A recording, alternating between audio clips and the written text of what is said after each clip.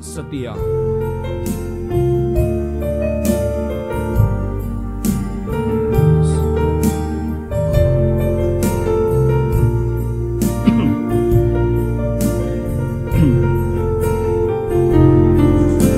Seperti wanita mengurapimu, menangis di bawah kakimu,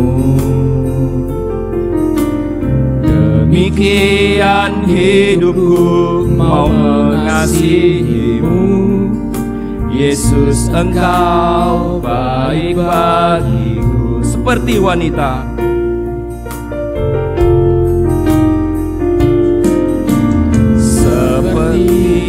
wanita mengurapimu, menangis di bawah kakimu,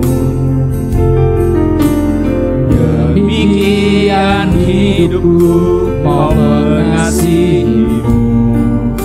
Yesus, Engkau baik bagiku.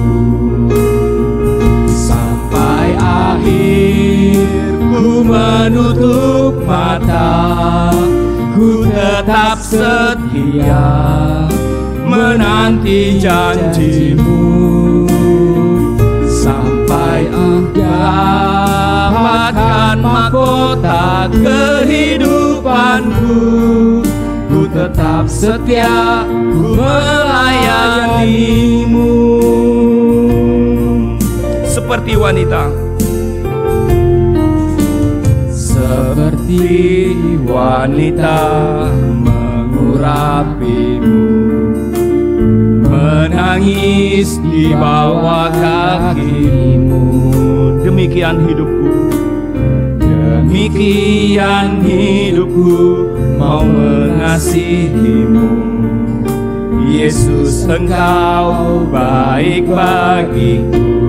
Mari kita semua bangkit berdiri. Sampai akhir ku menutup mata, Katakan ku tetap setia menanti janjimu Tuhan, menanti janjimu. Sampai ku dapatkan mahkota kehidupanku, ku tetap setia untuk melayanimu. Sampai akhir. Kepada semua linda saya persilakan. Ku menutup mata, ku tetap setia menanti janjimu. Sampai ku dapatkan mahkota kehidupanku, ku tetap setia, ku melayani Sampai akhir, sampai akhir. Ku menutup mata, ku tetap setia menanti janjimu. Sampai ku dapatkan mahkota kehidupanku, ku tetap setia, ku melayanimu. ku tetap setia. Ku tetap setia, ku melayanimu.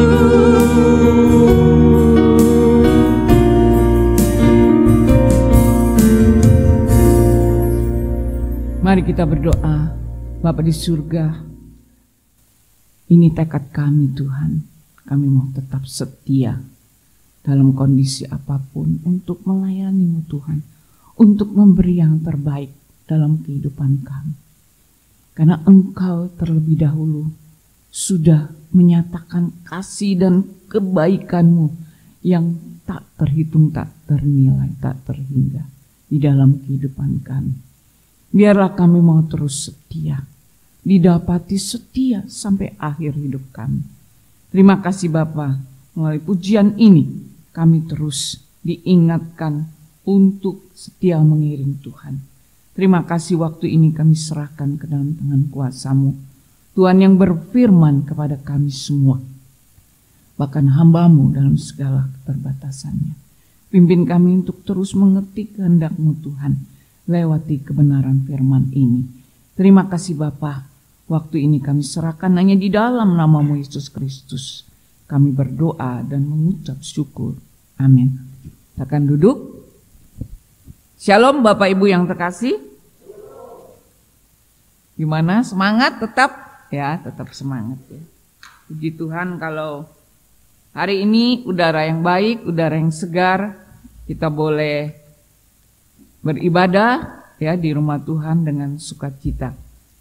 Ya, Bapak Ibu, mari kita akan melihat kebenaran firman Tuhan yang diambil dari Yohanes 12 ayat 1 sampai dengan 8. Bapak Ibu yang terkasih, kalau kita sebagai orang yang mengasihi seseorang ataupun kita mengasihi keluarga kita, tentunya kita seringkali melakukan apa? Rela berkorban, memberikan sesuatu yang berharga bagi keluarga yang kita kasihi, terutama bagi yang masih lajang ya, masih single-single. Wah, mereka memberikan sesuatu yang berharga. Apa yang diminta oleh pacarnya? Dia bilang, pacarnya mau apa? Oh, minta mobil, dikasih. Ya kalau ada ya. Ya pasti diberikan sesuatu yang bernilai, yang berharga.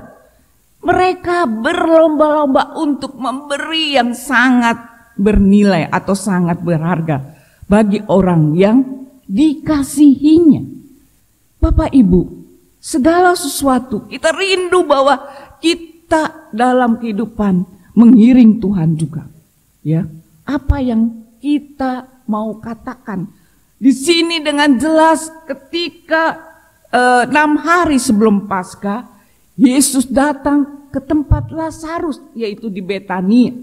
Kita melihat apa yang Tuhan Yesus sudah lakukan kepada Lazarus di Yohanes pasal 11. Dia dibangkitkan, dia dihidupkan kembali setelah beberapa hari Lazarus meninggal dunia. Bapak Ibu yang terkasih, ini sebuah ucapan syukur Lazarus yang menyatakan bahwa dia ingin menjamu Tuhan Yesus makan di rumahnya. Ya, kita bisa melihat hal ini mungkin biasa saja, tetapi yang luar biasa adalah apa? Ketika perjamuan makan itu terjadi, apa yang kita bisa melihat di sini, Bapak Ibu?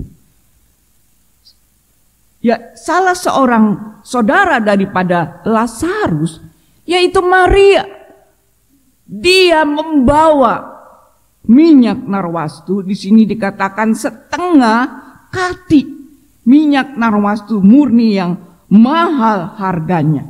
Setengah kati itu kurang lebih setengah kilo atau 1 pon ya.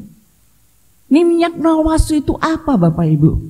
Ada yang punya di sini minyak narwastu. Di sini kita bisa melihat bahwa minyak narwastu ini adalah sangat mahal harganya.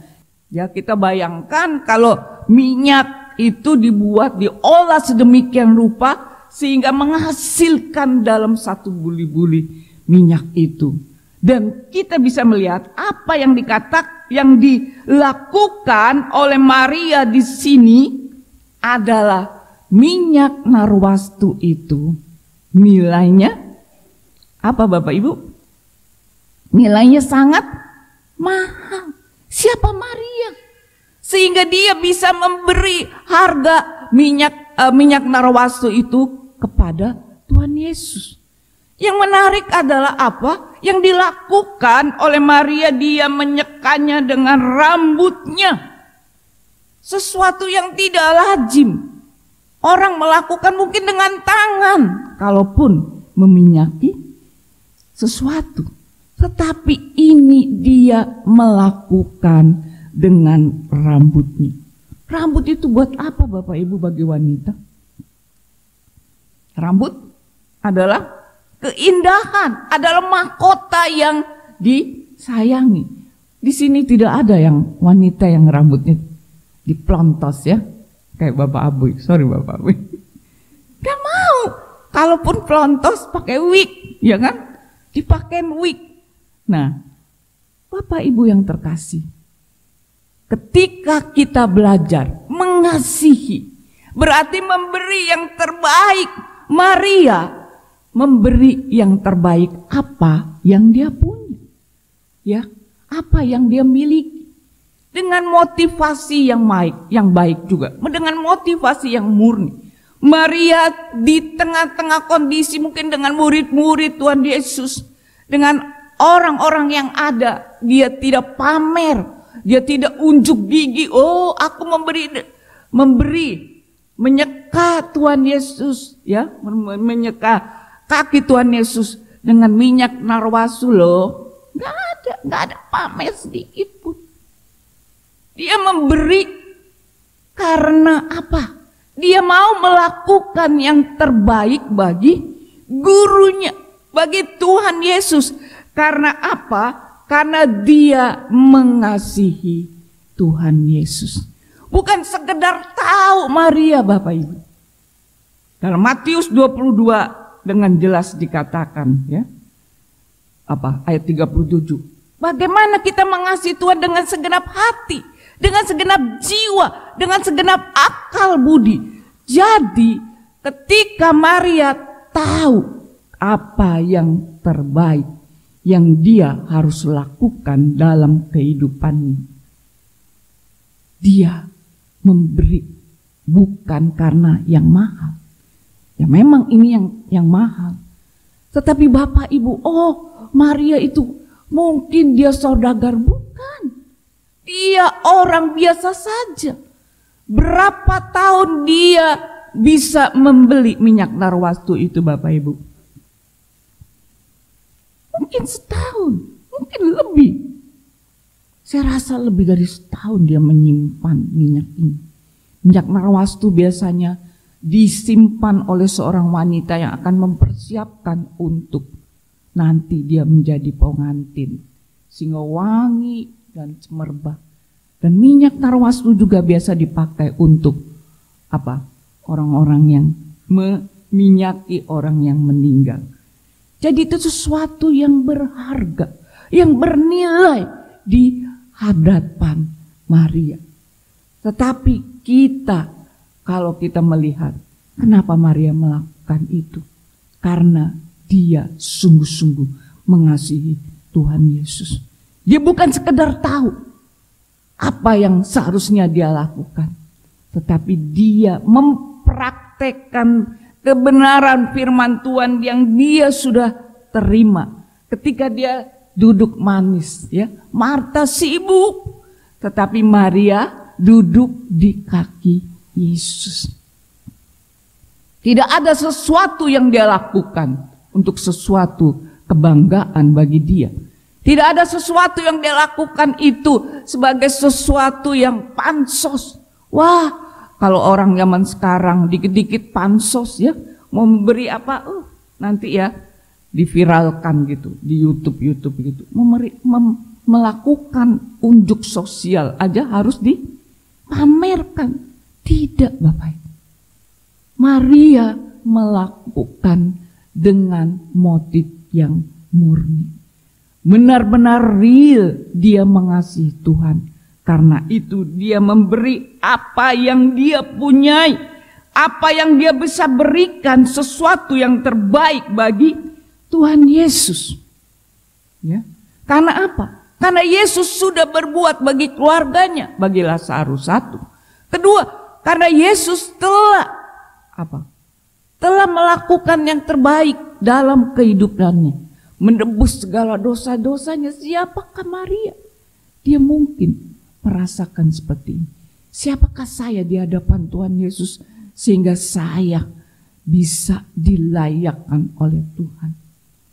Kalau kita melihat bagian ini di Markus, di Matius juga, itu disebut ada beberapa wanita yang kita bisa bandingkan. Tetapi dalam Yohanes di situ memang disebutkan Maria melakukan yang terbaik bagi Yesus karena dia tahu itu waktu yang tepat. Bagian selanjutnya kita bisa melihat apa yang dilakukan oleh Maria itu merupakan sesuatu yang yang tidak benar menurut si Yudas di dalam ayat 4, ya. Tetapi Yudas Iskariot, seorang murid dari murid-murid Yesus yang akan menyerahkan dia, berkata, mengapa minyak narwastu ini tidak dijual 300 dinar dan uangnya diberikan kepada orang miskin? Pertanyaan kalau kita lihat secara kasat mata, wow, keren juga ya Yudas ya, sosial lu gitu kan. Padahal dia memang bukan sosial, dia matre. 300 dinar bisa dibagi-bagikan kepada orang miskin. 300 dinar adalah upah dalam 1 tahun sebagai buruh. Itu yang dilakukan oleh Maria. Ketika Maria memberi yang terbaik dengan motivasi yang murni, orang belum tentu memandangnya dengan baik, Bapak Ibu. Jangan salah, ketika kita memberi yang terbaik lewat hidup kita bagi gereja Tuhan, bagi Tuhan, bagi pelayanan, tidak otomatis kita dapat pujian. Ingat, ya kan? Banyak kritikan. Yudas dengan jelas, dengan motif yang lain kita bisa melihat. Yudas gusar apa yang dilakukan oleh Maria. Bahkan di bagian lain di Matius 26, murid-muridnya dengan keras menegur wanita ini. Berarti tindakan wanita ini adalah sesuatu yang sebenarnya nggak usah kayak begitu gitu kan. Sesuatu yang dikritik oleh murid-murid. Padahal ini adalah sesuatu yang baik, yang berkenan. Memang di dalam kita memberi yang terbaik, ya. Ketika kita dikatakan mengasihi Tuhan, murid-muridnya apakah mereka tidak mendengar kebenaran firman Tuhan, Bapak Ibu? Tentu mereka lebih tahu. Tetapi ketika ada orang yang mau melakukan yang terbaik, memberi yang terbaik, mereka kritik. Nah, itulah. Jadi ketika kita mau memberi, kita jangan hitung-hitungan. Jangan suka, wah untung rugi. Akhirnya kita tidak mau memberi. Untung rugi enggak ya? Wah, cuan berapa ini? Jadi berapa yang saya harus kasih kepada Tuhan? Bahkan seringkali kita suka lihat yang lain, ya kan? Lihat yang lain, si Ano ngasih berapa, jadi saya kasih berapa. Suka hitung-hitungan begitu. Untung rugi. Mengasihi Tuhan bukan untung rugi, Bapak. Ya, kita mungkin mengkritik orang lain, dia royal banget, tidak seperti saya. Nah, itu sebenarnya acuan bagi kita. Sebenarnya Yudas tidak patut melakukan hal ini. Karena apa yang dilakukan oleh Yudas hanya pikirannya matre. Dia suka mencuri, katanya di sini dengan jelas. Ya, mencuri, mengambil uang yang disimpan dalam tas.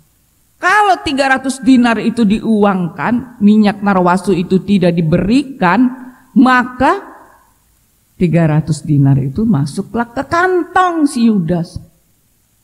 Tetapi celakalah Yudas, motivasinya suka untung rugi. Dia lebih suka egois, cari untung secara pribadi. Dia rela akhirnya menjual Yesus 30 keping perak. Bandingkan di sini dengan jelas 300 dinar dengan 30 keping perak. Nilai Yesus hanya 30 keping perak, Bapak Ibu. Dia rela menjual gurunya sendiri. Dia menyangkali. Sungguh ironis, Bapak Ibu. Kita banyak tahu, banyak mengerti, tetapi apakah kita mau melakukannya, Bapak Ibu? Suatu kali ada yang salah memberikan persembahan pakai inisial. Dia marah ke TU-nya. Dia bilang, kamu salah, itu saya kasih uang itu ya. Jutaan tahu, kamu cuma nulis di situ ratusan ribu. Nah, itu Bapak Ibu, itu hanya soal kecil. Itu bagi dia nggak untung, nggak dilihat orang apa yang dia sudah beri, jutaan rupiah. Tetapi ketika Yudas tahu ini adalah cuan buat dia, untung buat dia, dia mengkritik di depan Tuhan Yesus. Itu sebenarnya tidak usah dilakukan. Yang akhirnya muridnya sendiri menjual Tuhan Yesus harga yang sangat-sangat rendah, Bapak Ibu. Menarik bagi kita. Berapa lama kita mengikut Tuhan Yesus? Itu tidak menjadi jaminan. Maria yang hanya part-time mengikut Tuhan Yesus, mendengar firman Tuhan. Tetapi dia sungguh-sungguh melakukannya dari hati, melakukan sesuatu yang berkenan di hadapan Tuhan. Karena dia melakukan dari hati, ditegur, dikritik, tidak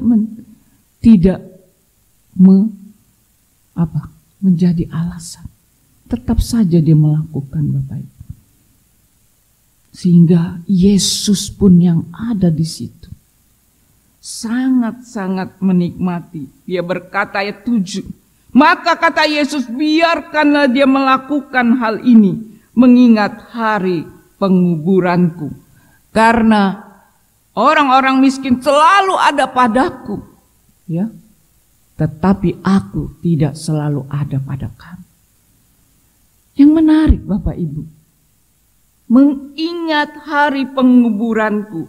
Bahkan di tempat lain juga di situ dikatakan bahwa apa yang dilakukan oleh wanita itu di Markus 14, ya. Karena dia melakukan yang terbaik. Ingat, dia melakukan yang terbaik di dalam kehidupan. Karena dia memberi yang terbaik. Yesus di dalam Yohanes 12 mengingat, dia mengatakan, biarlah dia melakukan ini. Nah, mengingat hari penguburan. Segala sesuatu yang murid-muridnya sudah dengar, Bapak Ibu, sungguh tidak ada sesuatu pun yang nyantol. Padahal Yesus memberitahukan ada penderitaan ketika Yesus akan ditangkap. Beberapa hari lagi mereka akan dibasuh kakinya oleh Yesus. Tetapi tidak ada sesuatu yang nyangkut, yang meresap di dalam hati para murid-muridnya. Mereka bisa mengkritik, mereka bisanya hanya tahu tetapi tidak melakukan, Bapak Ibu. Di sini wanita melihat apa yang tidak dilihat oleh murid Tuhan Yesus. Biasa. Iman wanita ini ketika dia memberi yang terbaik dengan motivasi yang murni. Dia tidak cari untung, dia tidak memikirkan kerugian-kerugian nanti. Tidak. Karena dia melakukan itu semua dari hati yang paling dalam. Dia melihat dalam iman Yesus akan disalibkan. Maka Tuhan Yesus berkata, itu mengingatkan, melakukan hal itu. Apa yang dilakukan oleh Maria? Mengingatkan hari penguburanku. Miskin selalu ada. Tetapi Yesus tidak selalu ada. Tinggal beberapa hari lagi, sepekan lagi, Bapak Ibu, kita selalu diingatkan. Minggu depan kita mulai mempersiapkan untuk prapaskah kita, ya, minggu-minggu sengsara. Kita selalu mengingat apa makna sengsara Yesus di kayu salib, Bapak Ibu. Jangan sampai ketika kita mengingat kembali makna sengsara Tuhan Yesus, kita ingat Yesus sudah mati bagi saya. Yesus mau datang ke dalam dunia, ya, turun mengosongkan diri. Filipi 2 dengan jelas mengatakan, dia mengosongkan diri, mengambil rupa seorang hamba dan mau tidak menyetarakan dirinya sebagai manusia, tetapi dia mengesampingkan hak-hak keilahian sehingga taat melakukan apa yang menjadi kehendak Bapa. Bapak Ibu yang terkasih, ketika kita mengingat Tuhan Yesus sudah berkorban bagi saya, bagi Bapak Ibu, dia disalibkan bukan karena dia penjahat. Dia disalibkan lambang ketaatan. Yesus menanggung derita, menanggung dosa-dosa kita. Biarlah kita terus diingatkan. D.L. Moody mengatakan sebagai penginjil Amerika, ya, dia berkata, ukuran seorang manusia bukan berapa banyak pelayan yang dia punyai, yang dia miliki, tetapi berapa banyak orang yang dilayani.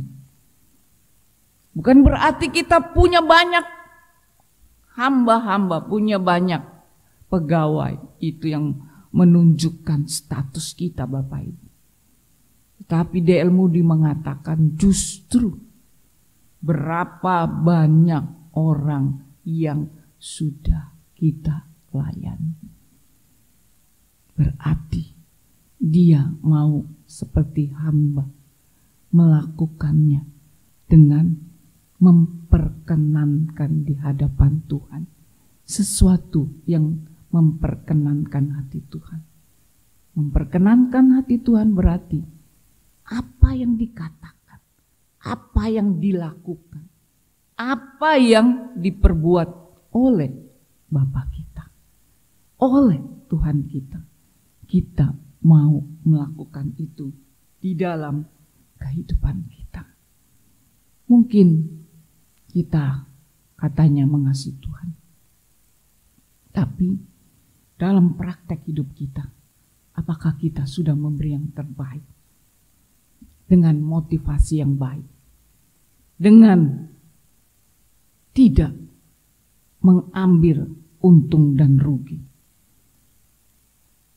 dan mengatakan bahwa itu saya lakukan karena saya mengasihi Tuhan dengan segenap hati, jiwa, dan akal budi. Melakukan itu dalam hati yang paling dalam. Biarlah kita terus diingatkan Tuhan, tekad kita untuk mengasihi yang terbaik. Semua bagian jemaat-jemaat Tuhan, ya. Saya baru berpikir, Bapak Ibu, maaf kalau pikiran saya salah, ya. Kalau semua ambil bagian, ya, dalam proyek apa, semua ambil bagian, wah, dikumpulin setahun, wah, memberi bagi pekerjaan Tuhan. Saya rasa kita bisa, kita sanggup, ya. Apapun juga kerinduan kita, kalau kita minta semuanya di dalam kehendak Tuhan, maka Tuhan akan terus melimpah-limpahkan berkat-Nya. Bahkan ketika kita memberi yang terbaik, itu menunjukkan kita adalah orang-orang yang sudah menghasilkan buah-buah roh, yaitu kemurahan hati, memberi yang terbaik dalam gereja, memberi yang terbaik lewat pelayanan-pelayanan yang kita bisa berikan. Terpujilah nama Tuhan yang terus menopang kita hingga pada saat ini. Mari kita datang di hadapan Tuhan. Ini menjadi tekad kami tuh,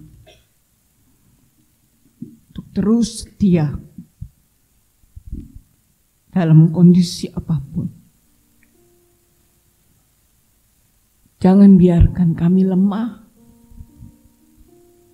Jangan biarkan kami ragu-ragu, Tuhan. Jangan biarkan kami hitung-hitungan terhadap Tuhan. Mungkin selama ini kami ogah-ogahan. Selama ini hanya karena rutinitas melakukan apapun di hadapan Tuhan. Ampuni kami Tuhan. Engkau telah berkorban bagi kami. Engkau telah mati atas dosa-dosa kami. Siapakah kami Tuhan? Sehingga Engkau mau menerima kami orang berdosa ini. Melayakkan kami Tuhan dalam panggilan kami. Kami bersyukur Tuhan. Engkau Allah yang memiliki kemurahan. Engkau Allah yang memiliki kasih tinggi luas dan dalam yang tak pernah terselami dalam kehidupan kami. Biarlah kami terus Tuhan untuk setia, untuk mengiring Tuhan sampai akhir hidup kami. Dan kami mau memberi yang terbaik bagi kemuliaan nama Tuhan. Bukan karena paksaan, tetapi kami memberi karena hati kami yang sungguh-sungguh mengasihi Tuhan. Karena kami telah mendapatkan kemurahan-kemurahan-Mu Tuhan. Bapa, pimpin kami terus Tuhan untuk mengerti hal-hal yang selalu memperkenankan hati Tuhan. Pimpin kami Tuhan untuk melakukan yang terbaik bagi gereja, bagi pelayan-pelayan. Bahkan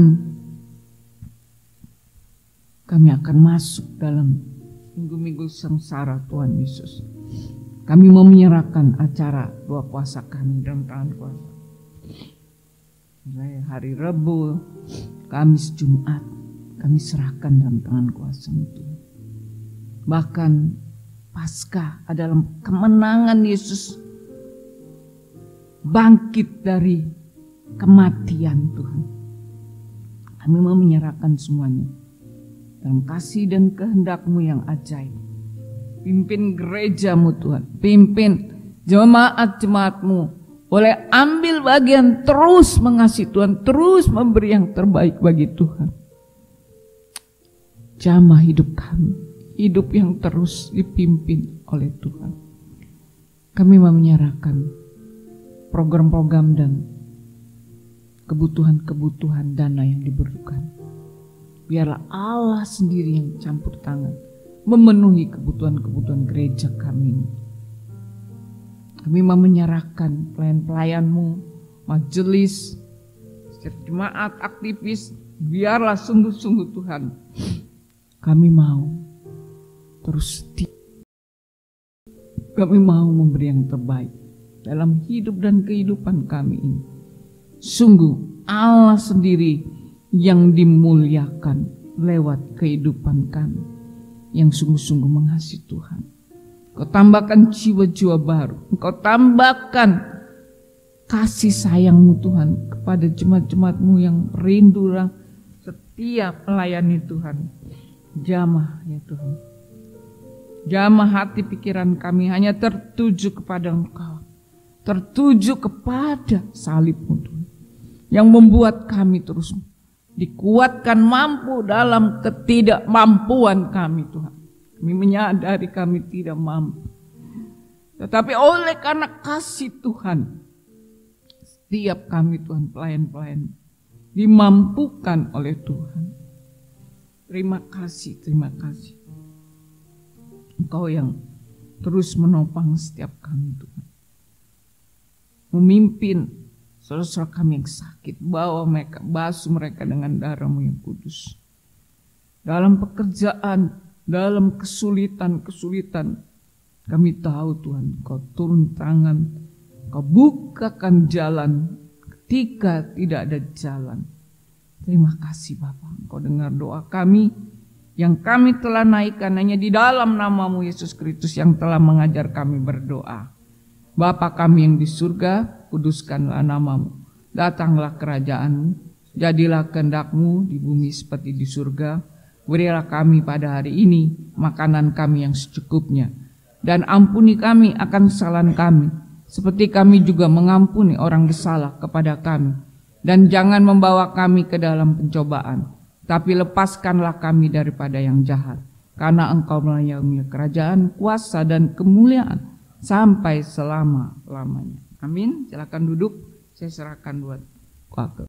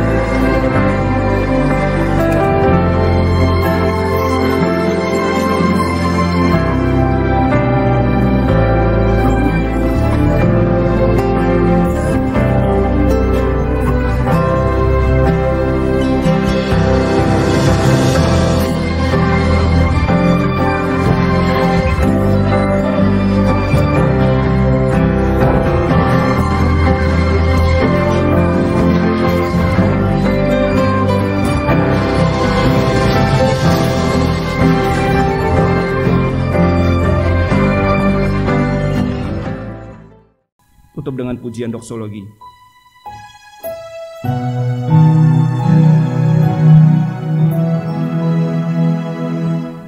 Puji Allah Bapa Putra, puji Allah Roh Kudus. Doa berkat dan penutup akan dipimpin oleh Boksu Putut. Saya persilakan. Ketiganya yang esa, pohon selamat sumber berkah. Amin.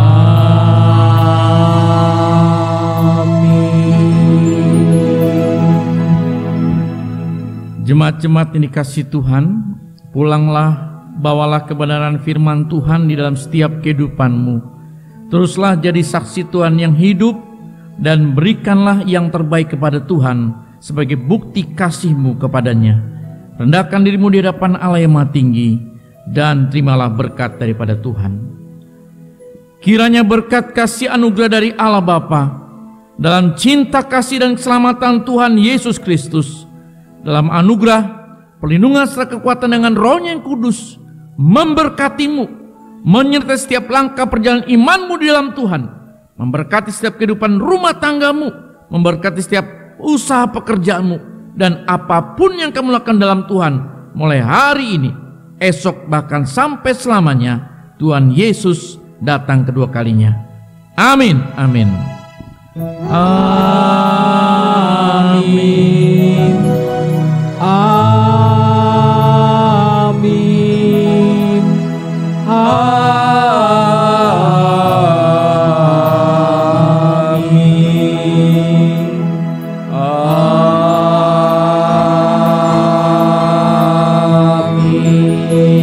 Silakan duduk. Saat teduh. Selamat hari Minggu. Tuhan Yesus memberkati.